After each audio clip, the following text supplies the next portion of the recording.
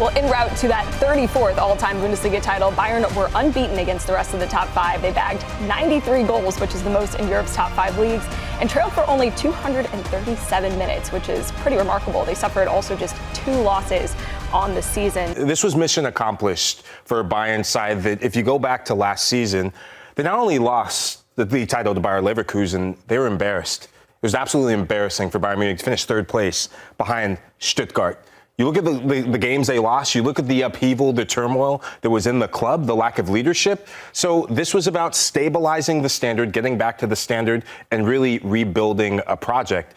Now, to answer your question about the Bundesliga wasn't as good as it was in previous seasons, and I think that's down to the lack of consistency that we saw from other sides. Bayern was the most consistent side in the Bundesliga, and they have a guy named Harry Kane and the likes of Jamal Musiala and Michael Olise. That is why they won. Consistency was really rewarded throughout the whole season. And Thomas Müller, who's an absolute club legend, leaving at the end of the season, he was interviewed about it, and he said this is the first time since Pep Guardiola was the manager that there's harmony between the board, the manager, the players. It felt like last season a big talking point was with Tuchel, there was fighting behind the scenes. Players like Kimmich maybe didn't see eye to eye, getting played in the wrong position, and now Kompany's coming in. And he's completely changed the vibe behind the scenes in the locker room. And look at what it's done. Is it bad for the Bundesliga? Why would it be? I mean, okay, they won for the decade prior. I think there's only 2 teams in Europe where if they don't win the league title, it's seen as a failure, and that's PSG and Ligue 1 because of the money that they spend, and then Bayern Munich because of the reality. And I agree with Mike. There's inconsistency now from the teams below. Bayer Leverkusen drew too many games. Borussia Dortmund, you have no idea what you're going to get, right, from round to round. So there was no clear second challenger this season. Well, for Harry Kane, it did take going to a team with so much domestic dominance like Bayern to get his first trophy, which he did at long last. So when we look at Harry Kane and his professional career, of course, all that time in his boyhood club Tottenham with nothing, no silverware, he finally does it. Matteo, do we view him any differently now that he's finally gotten this elusive trophy? I don't think anyone should. If you do, then you haven't been following the career of Harry Kane. The only thing missing, he's a world-class player. He's one of the most unique strikers. The way that he can drop back to the midfield, his passing, his vision.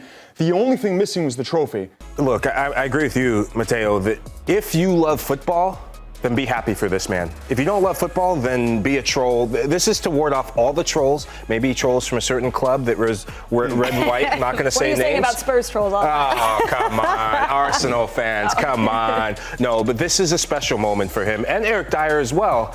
And they join the Tottenham Hotspur contingent, the alumni. They are the 66th and 67th Spurs players who have left the club and won a major trophy since leaving Tottenham. That list is... So is it Harry Kane or is it Tottenham? Listen, Harry Kane is now in good company because he's not the first player to win his first trophy after 30, after having departed his club, because Luca Toni did it, leaving Fiorentina for Bayern, winning his first 2 trophies in Bundesliga. However, Luca Toni also won the World Cup, so maybe give us a little Luca Toni celebration. I was going to. But we also have to give some credit, too, to Vincent Kompany and what he's done with this Bayern team in just one season. You speak about that harmony, but that's not always easy to achieve just one season in. So what has it been about Vincent Kompany that's so special that he's been able to take, yes, a really talented team that has a lot of high expectations to go out and do this and to do it? Because as we've seen, it doesn't always happen that way. Yeah, Kompany played under Pep Guardiola, right? So I think that there's some elements that him as a player could have remembered, some of the training methods and some of the stuff that you see that he's put into this Bayern Munich team, the aggressive counter-pressing, the way that they can possess games, the high line, how you expect Bayern Munich to play. Kompany's brought that, but then we haven't seen the drama behind the scenes, right, that we saw with Thomas Tuchel last season. And the amazing thing is this is a guy, you look at where he was managing before, right? He had success in the English Championship, but to go then to Bayern Munich, right, when he wasn't the first choice right away, when Bayern were looking for a replacement, and he's come in and he's gotten the title back against a Bayer Leverkusen side that last season went undefeated in the league.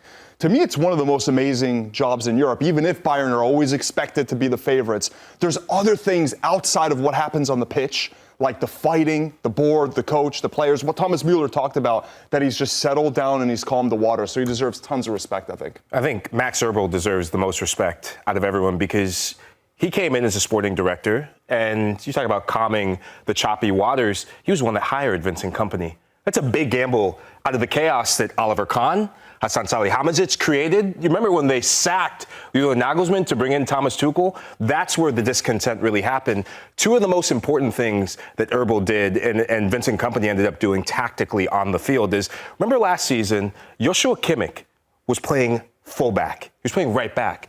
And it threw the locker room in a total disarray. That was the big one. That was the biggest thing. About. And remember looking on the sidelines in the Champions League, Joshua Kimmich was like this. He was getting yanked out of matches because Thomas Tuchel wanted to prove a point. He's stubborn as hell. England fans, remember that when things go sour with the English national team. So Vincent Kompany and Max Eberl, they get Joshua Kimmich back in the middle of the park, and then they go in the transfer market. They get the biggest signing of this past summer window, Michael Olise. And when you look at Bayern Munich, yes, you talk about Jamal Musiala. Yes, you talk about Harry Kane and all his goals. But the key reason why Bayern won the Bundesliga this season was because of Michael Olise. He is the Bundesliga's best player. He was the most consistent player.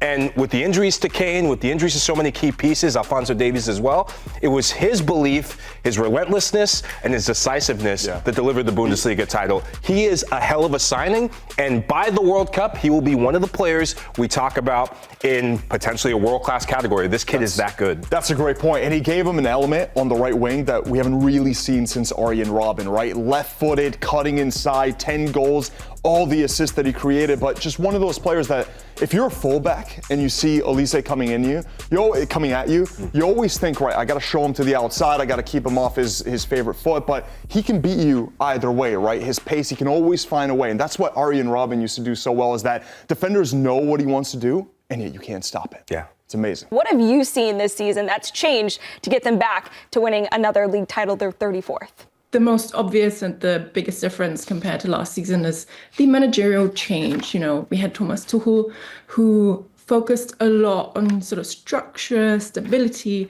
and then suddenly we have a young manager coming in, slightly inexperienced compared to maybe Thomas Tuchel.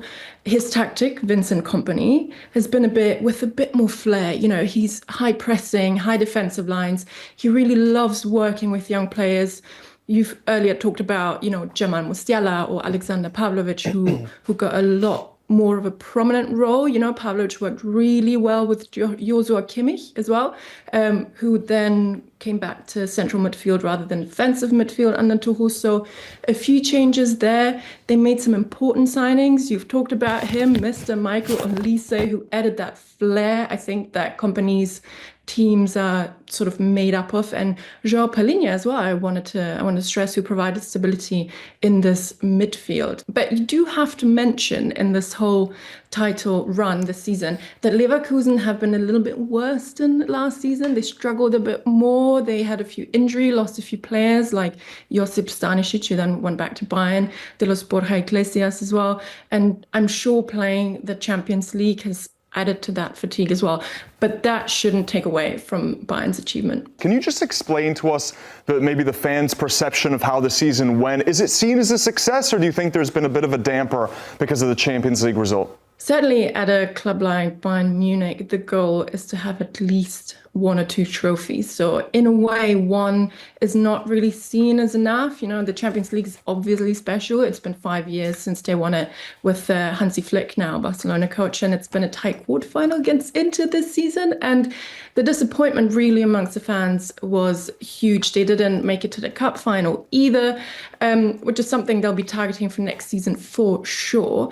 However, because they didn't win the title last season, I think winning it this year, you know, with a 1 year gap after they've won sort of 11 consecutive ones before, does sort of make it a bit more special. You know, you can argue that it might not be that special anymore. However, I'm pretty sure, and I've spoken to a few Bayern fans over the weekend, they can't wait to celebrate this title with their team on the famous Marienplatz. You can see it, I think, in your studio at the back on the wall when the players come out onto the balcony and you just see a sea of red. The fans can't wait for that moment because they missed out on it last season. And I'm actually personally looking forward to seeing Harry Kane getting the famous beer shower when they officially get to lift the title. How much credit should be given to the sporting director, Max Eberl, because he came in last season late on And it really looks like a completely different landscape for Bayern Munich moving forward. Absolutely. I completely agree with you. I think what we see now at Bayern, bringing someone in like Kompany, is that they are looking ahead. They're looking into the future. They're not looking at short-term success. And they have been successful, right? So they're looking at building something completely different, getting that powerhouse back, maybe sort of that year 2012, 2013, when they won the treble. They're looking to get this generation back of these incredible Bayern players. You know, we have Müller leaving potentially at the end of the season. We have an aging Manuel Neuer, so they need to build a new and young squad. And who better to do that than Vincent Kompany, who has arguably, you know, we've mentioned all these young talents that have come through and have more prominent roles under him. And he's someone I think that the youth can sort of look up to. He's cool, he's got the swagger. I think he's got a really, really good, you know, tie to the dressing room, and yeah, bringing him in was a big coup. Talk to us a little bit about Thomas Müller's legacy. Arguably, probably the most famous, one of the most decorated Bayern players. He's given so much for the club. His character, I'm not sure if any of you met him, but when you do meet him, and I hope you do, he is warm, he is funny, and he's Mr. Bayern, isn't he? He's brought so much joy. He's brought so many big moments, so many big trophies. And, you know, I still remember that final in Munich 2012 that we lost. And then Bayern went on to win that. So he played a big part in that team as well. And it'll be strange not seeing him in the club. It'll be strange. I know he hasn't been playing a lot this season, and it has been, you know, people have been talking about that he could potentially be leaving. But it'll still be weird. It'll still be strange. And I think the club will feel it. The club will feel the lack of his presence. And social media clips where at the training ground, he's just causing havoc and he's teasing everyone and he's playing jokes. You know, these things off the pitch are as important as everything he's done on the pitch. And he was a one club man. And yeah, it'll be sad to, you know, not see him maybe retire at Bayern. What do you think is next for him? Do we see him in a front office? Do we see him in media maybe? Where do you think his feet will lead him? I could definitely see him in media because he's got such a big personality. But I don't think he's ready to hang up his boots yet. I think he'll probably try something else, try something new.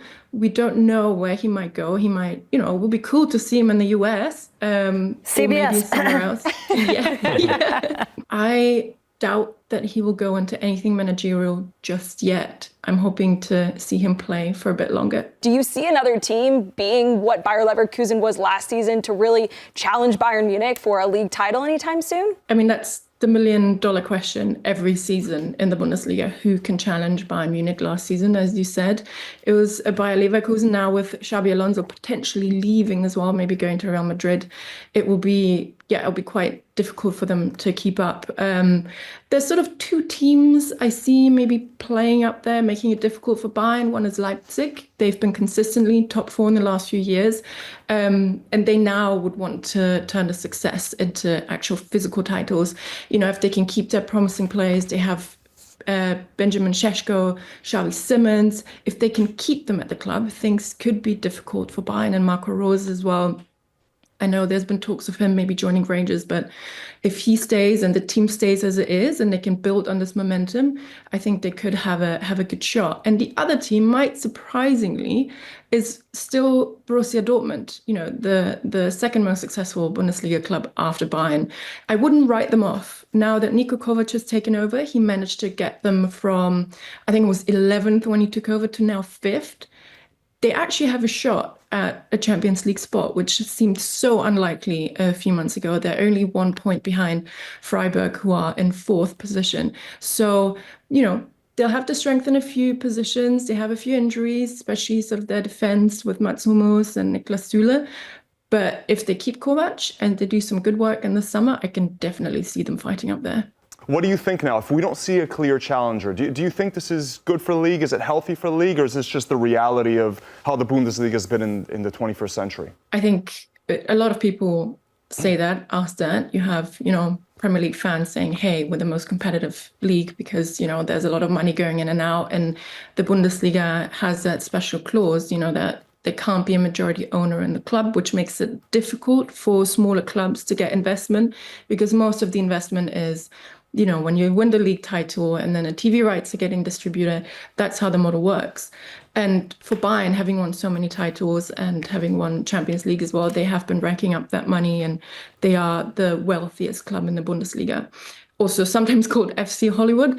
And yes, you can say that it does, in a way, deteriorate the quality of the league if you have one club running away from everyone, you know, not just in titles, but also it coincides just with the finances. And there should be, I'm not sure if, you know, the fans in the Bundesliga would want to have it all opened up for investors, because there's still this core thing of, you know, clubs should be owned by fans and there shouldn't be any big money investors, because it would make the tickets a lot more expensive. You know, a Bayern season ticket is 250 euros maybe, but you cannot get it because everyone's on the waiting list. The waiting list is probably 20 years, you know. Should probably put my future children on the waiting list now if they wanted to get one. So no, I agree. It's not great for the league. You can see it in Europe as well, European competitions. Maybe a few years ago, there were a lot more German teams fighting. Arguably Bayern, Dortmund, around more than 10 years back, you know, they were dominating the field and they're just running away with it. So I'm not sure what the solution is, because the fans will have to agree to it, but something needs to be done to help clubs below Bayern just get their finances in order and being able to compete.